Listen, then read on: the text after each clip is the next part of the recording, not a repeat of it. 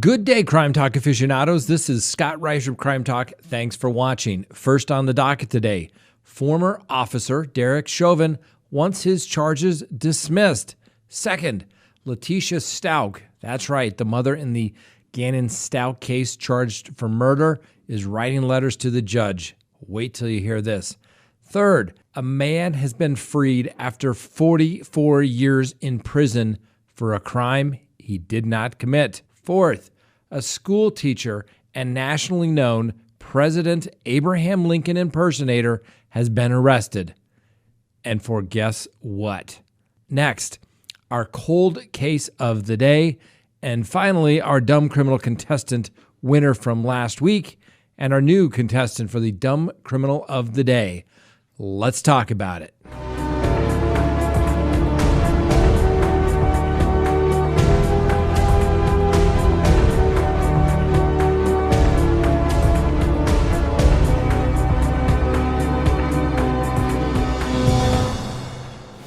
Good day, Crime Talk aficionados. This is Crime Talk. My name is Scott Reisch. If you haven't done so already, I'd ask you to hit that subscribe button, hit that like button as well. And as always, leave us a comment. Man, there's been a lot of comments. Our comments have been on fire lately. Well, you are now tuning into the most dangerous show on YouTube. That's right. Apparently, anything we say on YouTube is too insensitive for anything that we say on YouTube is apparently too sensitive for anyone over the age of 18 even. And that's right, because the facts can be a stubborn thing. The law can be a very stubborn thing. But guess what? The truth is the truth. You can spin it. We look at it based upon the facts and the law. Let's analyze these cases as a lawyer would. First on the docket, former officer Derek Chauvin, that's right, the officer charged in the death of George Floyd, wants his charges dismissed. And you may say, oh my gosh, Scott, everyone has seen the video of George Floyd. It's obvious and it's apparent that George Floyd died at the knee of the officers in this particular case. Well, guess what? We've talked about other officers in this case who have filed motions alleging the same thing that George Floyd attorney is asking the court to do. And what former officer Derek Chauvin, through his counsel, is asking for is for the judge to drop all the charges. And their argument is hey, judge, this man who was 46 years old at the time of his death died of a drug overdose not caused by the officer planting his knee in the back of Mr. Floyd's neck. Mr. Chauvin's attorney is a gentleman by the name of Eric Nelson. Now, ladies and gentlemen, you may not like this. You may say, no, these officers killed Mr. Floyd. This attorney is doing his job. He has support behind this theory that he is submitting to the court. Now, I think ultimately it will not be the court dismissing these charges, but ultimately if a jury decides whether Mr. Floyd died because of his own conduct or that of the police officers will ultimately be the decision of the jury. Now, quick recap. Mr. Chauvin is charged with second-degree unintentional murder, third-degree murder, and second-degree manslaughter. He's pled not guilty to all the charges. Now, according to filings made on behalf of Mr. Chauvin, through his counsel, it is alleged that then Officer Chauvin was acting upon his training, the training that he received from the Minneapolis Police Department in the use of maximal restraint techniques, and did so out of concern that Mr. Floyd might harm himself or the officers as they were struggling to arrest him. The Minneapolis Police Department's own policy states that maximal restraint technique says it, quote, shall only be used in situation where handcuffed subjects are combative and still pose a threat to themselves, officers, or others, or could cause significant damages to the property if not properly restrained, end quote. And Mr. Nelson, Mr. Chauvin's attorney, included that quote as well as other training materials as it related to this maximal restraint techniques. Now, Mr. Nelson argued on behalf of Mr. Chauvin in his motion that the training materials appear to contradict a statement made shortly after the incident by the Minneapolis police chief that he had not seen anything that says you place your knee on someone's neck when they're face down and handcuffed. And Mr. Chauvin's conduct basically states is that any risk created by Mr. Chauvin conduct lies largely with those who train the Minneapolis Police Department officers and those who approve such training, and not Mr. Chauvin, since he was just following his training. Now, where this is really going to get exciting is that Mr. Nelson, on behalf of Mr. Chauvin, also cited the autopsy conducted on Mr. George Floyd that found that fentanyl and methamphetamine in Mr. George Floyd's system, a combination of drugs that Mr. Chauvin says is known as a speedball. He also specifically noted in his pleadings that the Hennepin County Medical Examiner's postmortem report showed that Floyd had hypertensive heart disease, hypertension, and sickle cell trait. Floyd also purportedly told the officers that he had contracted COVID-19 and was still positive for the virus at the time of his death, which was confirmed during the autopsy. Mr. Chauvin's attorney states simply, Mr. Floyd could not breathe because he had ingested a lethal dose of fentanyl and possibly a speedball. Combine this with sickle cell trait, his pre-existing heart conditions, Mr. Floyd's use of fentanyl and methamphetamine most likely killed him, not Officer Chauvin, as his attorneys argued. The attorneys stated, adding fentanyl and methamphetamine to Mr. Floyd's existing health issues was tantamount to lighting a fuse on a bomb. The attorney also added a footnote quoting the Hennepin County Medical Examiner, Dr. Andrew Baker, saying, quote, if Mr. Floyd were found dead at home, alone and no apparent causes, this could be acceptable to call an OD, an overdose, end quote, ladies and gentlemen. Now, a lot of people aren't going to like this stuff, but these are facts. People always say, oh, attorneys are just out there making stuff up. No, and I guarantee you, as I've stated before, these officers are going to have experts that are going to come in and state that the drug use of Mr. Floyd, his pre-existing medical conditions, were a significant factor, and that you cannot say that these officers caused the death of Mr. Floyd. Now, the prosecutor will probably argue that even if that was there, even if those drugs were there, that's not what killed him, and that these officers are still somewhat negligent, or may say reckless manslaughter, because they didn't call the police early enough. Now, the problem with that particular argument is that the prosecutor has locked themselves in based upon all the hype of this particular case early on, saying that these officers actually killed Mr. Floyd. Now, we know the family of Mr. Floyd, through his attorneys, brought in some heavy-duty pathologists to say that it was a homicide, which completely contradicted the official medical examiner's version. The medical examiner ultimately did modify his position a little bit, stating it was in fact a homicide, but the reality of it is this will be a battle of the experts, and a jury is going to have to decide whether Mr. Floyd was killed or whether Mr. Floyd was somewhat at fault based upon his drug use in this particular case.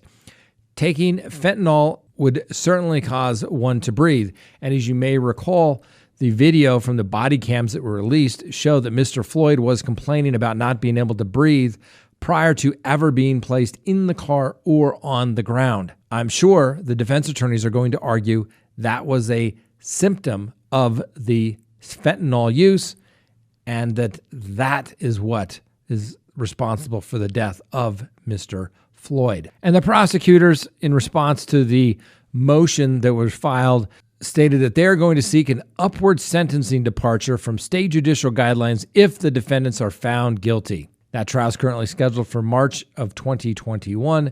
We'll see how that goes.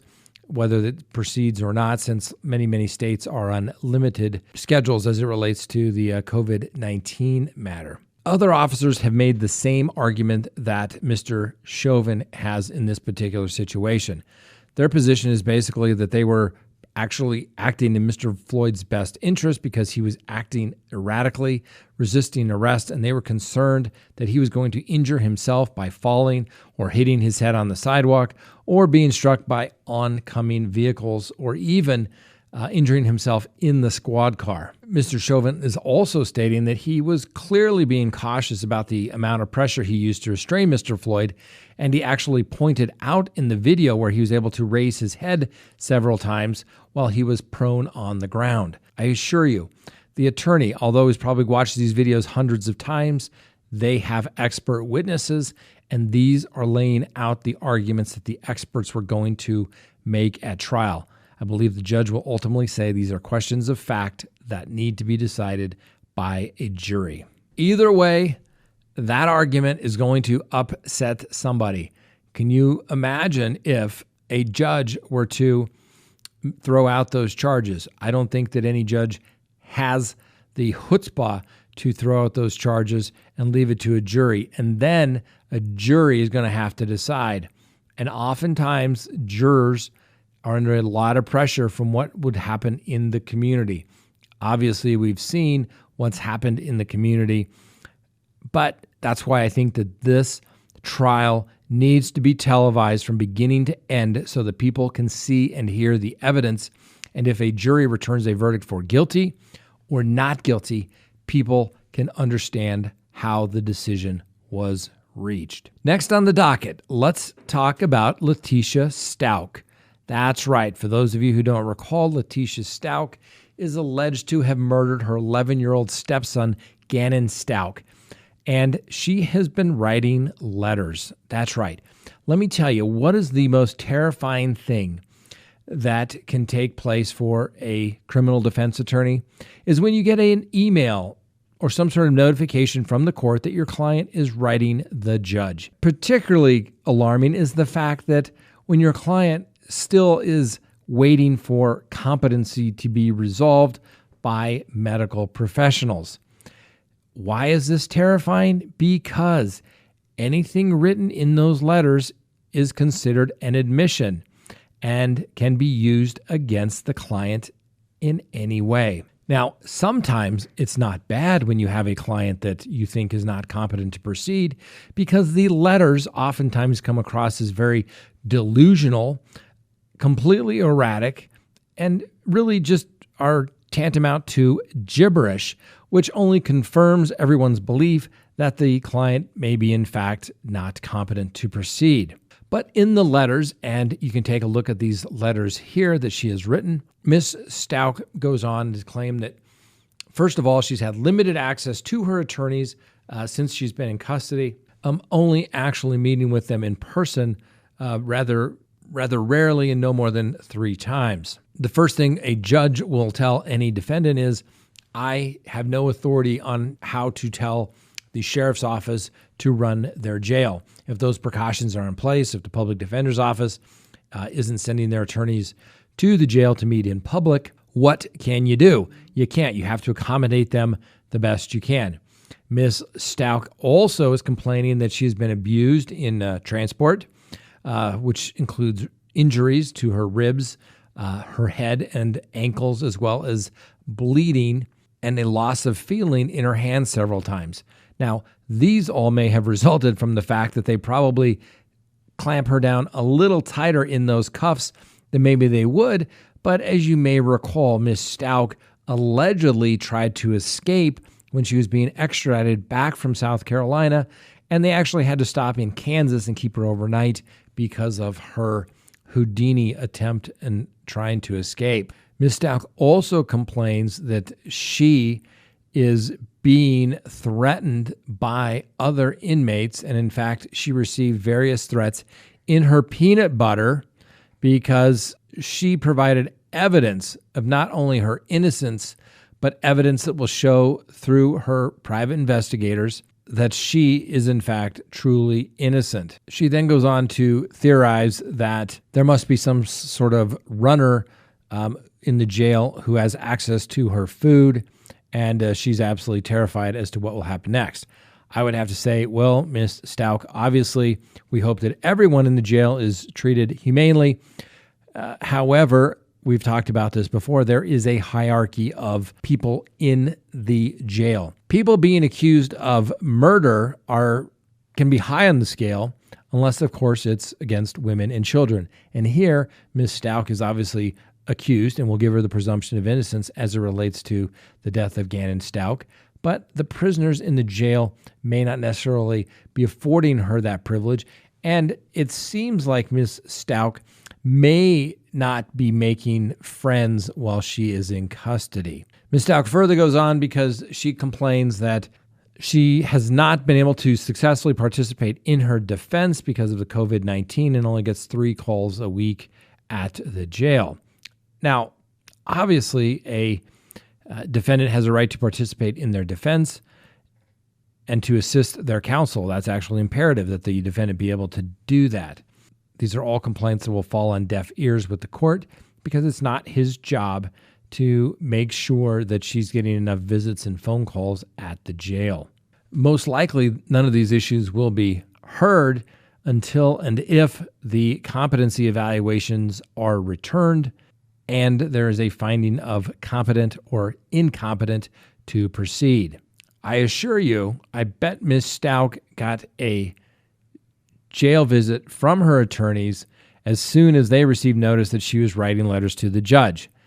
Don't write letters to the judge if you're a defendant. It is not going to do you any good, and it just shows that you're perhaps being a little bit unreasonable, particularly if there's allegations of competency and those have not been resolved yet. I think Ms. Letecia Stauch is not doing herself any favors. She needs to sit down, shut up, and listen to her attorneys in this particular stage of the proceedings. She will have plenty of time. It's called trial to tell her side of the story, not pretrial.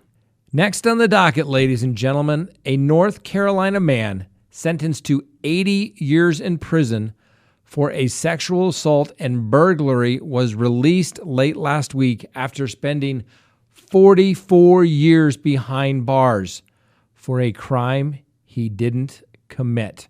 Now, we have talked about this before, and I have represented people from all walks of life who have said and thought, I would never need a criminal defense attorney. This could never happen to me. The system is going to make sure this doesn't take place because this is an injustice. Well, guess what? This gentleman spent 44 years in prison for a crime he didn't commit. Mr. Ronnie Long has always maintained his innocence, and that truth has finally come out. That's a long time to wait. And Mr. Long is now 64 years old. Now, the state of North Carolina finally admitted that it could no longer defend the case and asked the state court after the federal appellate courts concluded that Mr. Long has had a series of injustices in his case. When Mr. Long received word from his wrongful conviction attorney, who was a Duke law professor, Mr. Long stated he originally couldn't believe it. He just kept saying, are you sure the state can't go back on their word? They're really going to stick with it? Because he's probably heard these promises long before. Mr. Long has no faith in the criminal justice system because he believes that it has failed him. This horror story for Mr. Long began in May of 1976, was accused of breaking into a home in Concord, North Carolina, and sexually assaulting a 54-year-old white woman by the name of Sarah Bost. Although there was no physical evidence tying Long to the scene, he was convicted by an all-white jury and given this 80-year sentence. After spending 30 years in prison and always maintaining his innocence, he finally learned that the Concord police investigators had tested more than a dozen pieces of evidence and had actually hidden the results of the evidence. So, ladies and gentlemen, we have talked about this before, all right? It's called Brady v. Maryland. The state prosecutors, the police, have a duty to turn over all information in a case. Particularly heavy is a duty of exculpatory evidence. Anything that would reduce the potential criminal responsibility to any defendant has to be turned over. You can't hide it if it's favorable to the defense. The bottom line. Well, guess what? 43 fingerprints were found at the crime scene, and not a single one matched Mr. Long. Don't you think that would have been significant for the defense attorney to know and to cross-examine, to develop alternate suspects? You bet. Did the defense know that at the time of the trial that a rape kit had actually been taken and that evidence had been taken from the victim? No, that did not happen. The prosecutors hid that. Did the defense know that there was a hair found at the crime scene that did not match Mr. Ronnie Long? No, that wasn't turned over. The prosecutors and the police hid that information. That, ladies and gentlemen, is not plain fair. Now, originally, when all of these post-conviction proceedings began, the state prosecutors, they kept arguing that even if any of that information or lack of evidence was turned over to the defense, it wouldn't change the outcome and that the verdict should stand. However, last week, the Fourth Circuit U.S. Court of Appeals ruled that Long's rights had been violated by a troubling and striking pattern of deliberate police suppression of material evidence. Guess what? The North Carolina Attorney General finally decided he could no longer, through his attorneys, justify with a straight face that Mr. Long received a fair trial or that he was in fact guilty of any crime. 44 years, ladies and gentlemen. That is an injustice for anyone. Now, over those 44 years, can you imagine, ladies and gentlemen, most of our viewers, mid-30s plus, think about it, being in prison for longer than you've actually been alive right now. It's one of the hardest things you have to explain to a client. Can you imagine Mr. Long, 20 years old, saying you got an 80-year sentence, good luck? You can't even fathom that.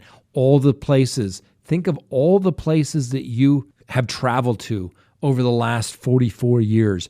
Think of all the people, all the things that you have done, family members, births, deaths, things that you've experienced that you never would have experienced if you were in prison for 44 years, let alone being an innocent man. A lot of states have adopted laws where people can be paid a certain amount of money if they have been wrongfully prosecuted and they are in fact innocent. North Carolina has a program. I'm not going to tell you that I know what the amount would be at this particular point, but Mr. Long should receive something from the state of North Carolina. And I think the bigger issue needs to be, who were the prosecutors? Who were the police officers involved in this particular situation? And if the statute of limitations had not run, or if perhaps they're not dead, given the fact that this was 44 years ago, they need to be prosecuted. At a minimum, their names need to be put out for the public to know who was responsible for this man's wrongful incarceration. This, ladies and gentlemen, was an absolute tragedy. I hope Mr. Long gets a big check from the state of North Carolina. Let's take a quick break from the docket. Now, what that story shows is that there are some very bad people in the world. And in that particular case, as it relates to Mr. Long, the bad people were the prosecutors and the police hiding evidence. But the moral of that story is things are not always as they appear to be. And that can happen to any of you unless you know exactly with whom you are dealing with. All right? Let's say you meet somebody on a dating app. Sounds legit, right? Guess what? 1 in 10 dating profiles are fake. Romance scam costs people hundreds of millions of dollars a year here in the United States. And guess what? Those scams where somebody's taking advantage of you are up 140% since 2018. Those dating scams cost people as much as $2,600 because of that other person's fraud. Find out with whom you are dealing with. It matters, okay? If you go to CrimeTalkSearch.com, you can sign up for a background subscription service. Find out a person's true identity. Check that information through their social profiles, their phone number, their email addresses. Find out the person's real name, age, address, property records, criminal records if they exist. Do not become a victim, ladies and gentlemen. Go to CrimeTalkSearch.com. Find out who you're going to be dealing with. Maybe you tell them, maybe we should just check each other out and see if everything checks out okay. If they're legit, they're not going to have any problem doing it. If they're concerned, they're going to probably give you 10 reasons why they don't need to check. Give yourself that peace of mind. If you're getting involved with anybody, particularly from the internet, please check them out. Go to CrimeTalkSearch.com, sign up for your background subscription today. You'll be absolutely happy you did. Next on the docket, if you can't trust Abraham Lincoln, who can you trust? Well, guess what? There was a Lincoln impersonator that went around to schools by the name of George A. Buss.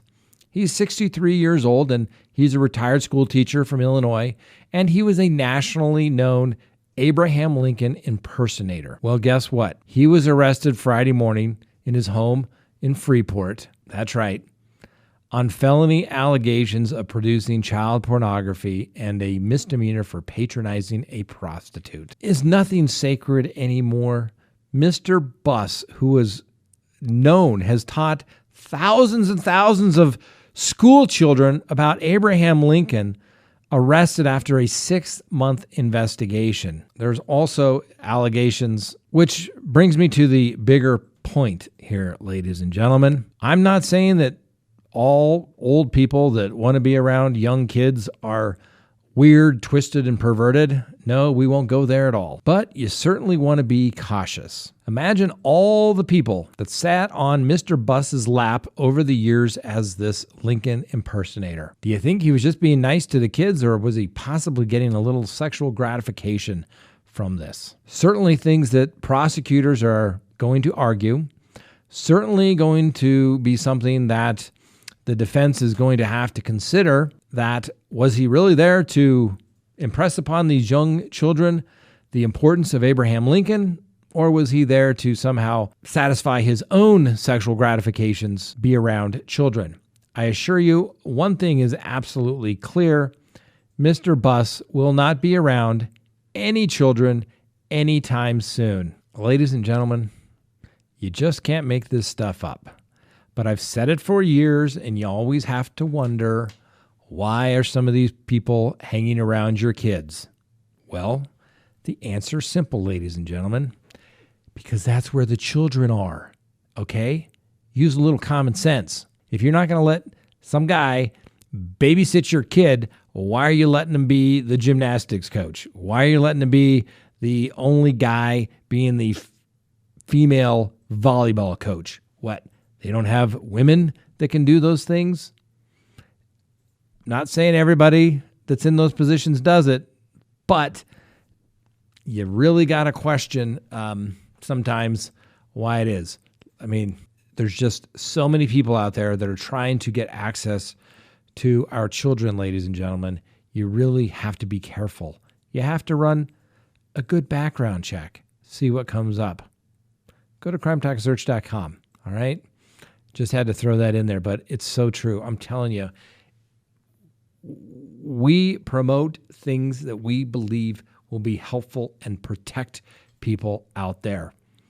Knowing the people that your children are coming in contact with, the people that you're going to meet online, it's so important these days just to be careful. Don't become a victim, ladies and gentlemen.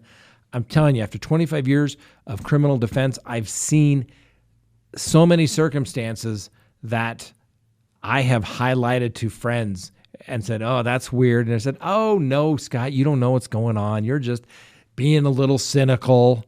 And guess what? It happens. Ladies and gentlemen, I'm not doing this to say that I'm right. I'm doing this to make sure that it doesn't happen to our subscribers, our viewers out there. Please use your common sense. Information is power. And in today's world, you should be able to find it at your fingertips. Go do it. Next on the docket, our cold case of the day. And I think what is curious for me, particularly a lot of these John Doe cold cases, and it's almost kind of sad, is that all these cases where somebody's disappeared and either A, nobody knows, or B, nobody cares to have actually gone to the police and say, I think somebody's missing. Maybe, just maybe, we can help solve these cases, find out who they are. Maybe it will lead to what caused their death.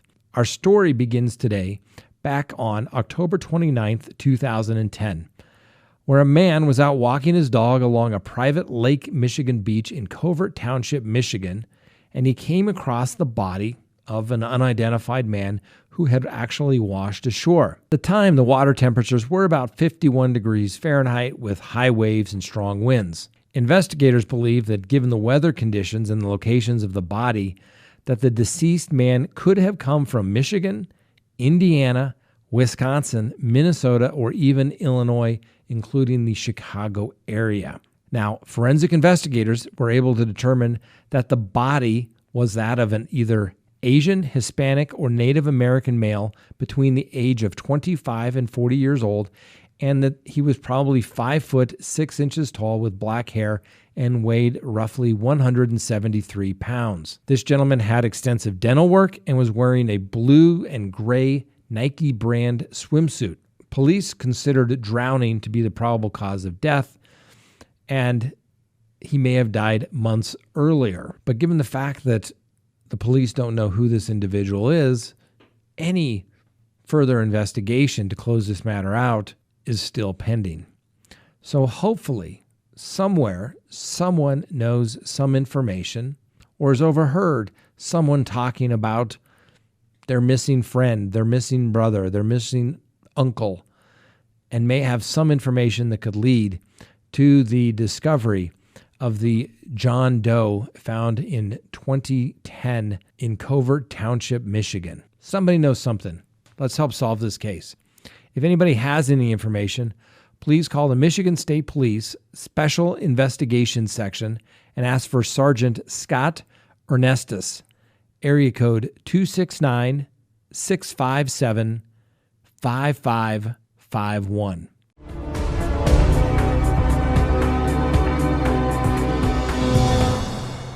Next on the docket, the winner from our Dumb Criminal Contestant of the Week last week.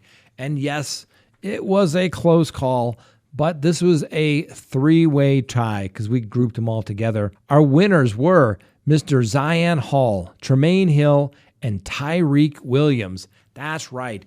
These three geniuses had a GPS on for a previous criminal offense and then went on a series of burglaries and home invasions.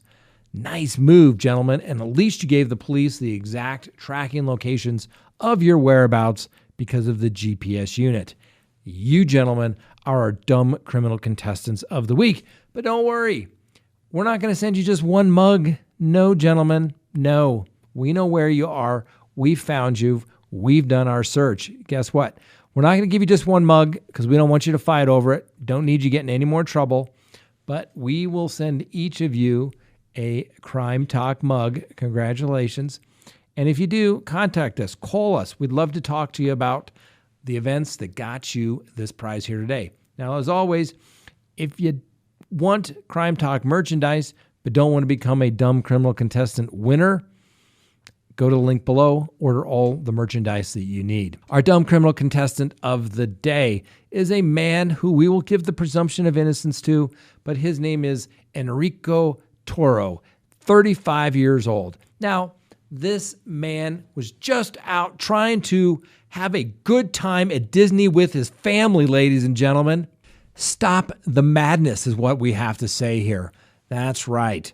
So Mr. Toro and his family were simply trying to get into Epcot. And then what happens? That's right.